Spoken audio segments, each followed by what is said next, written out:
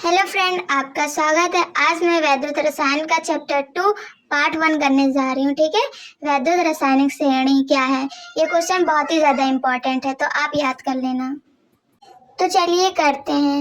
विद्युत रासायनिक श्रेणी क्या है? विभिन्न तत्वों को उनके मानक उपचयन विभव के बढ़ते क्रम में व्यवस्थित करने पर जो श्रेणी प्राप्त होती है उसे वैद्युत रासायनिक श्रेणी कहते हैं। ठीक है, वैद्युत रासायनिक श्रेणी क्या है?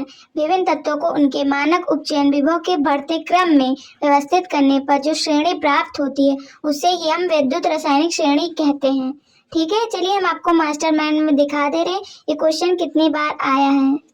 देख लीजिए, ये क्वेश्चन बहुत ही बार आया है, तो आप याद कर लेंगे तो ज्यादा अच्छा रहेगा। ठीक है, ये मेरी ही मास्टरमाइंड है, इसी से मैंने भी याद किया और आप भी याद कर लेना। ठीक है, तो चलिए इसके उपयोग लिखते हैं।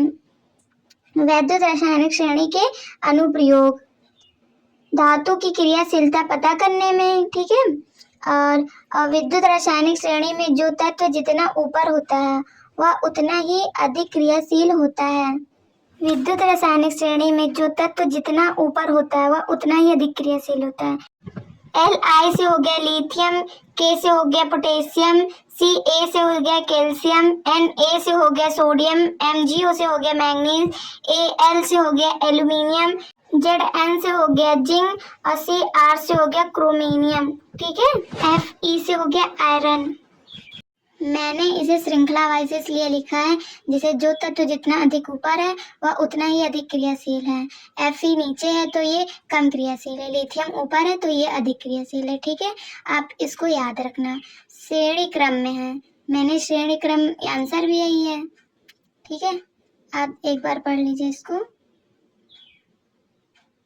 देखिए, विभिन्न तत्वों को उनके मानक अपचयन विभव के बढ़ते क्रम में व्यवस्थित करने पर जो श्रेणी प्राप्त होती है उसे हम वैद्युत रासायनिक श्रेणी कहते हैं। इसका मान यही है कि विभिन्न तत्वों को उनके मानक अपचयन विभव के बढ़ते क्रम में व्यवस्थित करने पर जो श्रेणी प्राप्त होती है उसे ही हम वैद्युत रासायनिक श्रेणी कहते हैं। जो मैंने लिखा है श्रेणी क्रम में, इसे ही हम वैद्युत रासायनिक श्रेणी कहते हैं।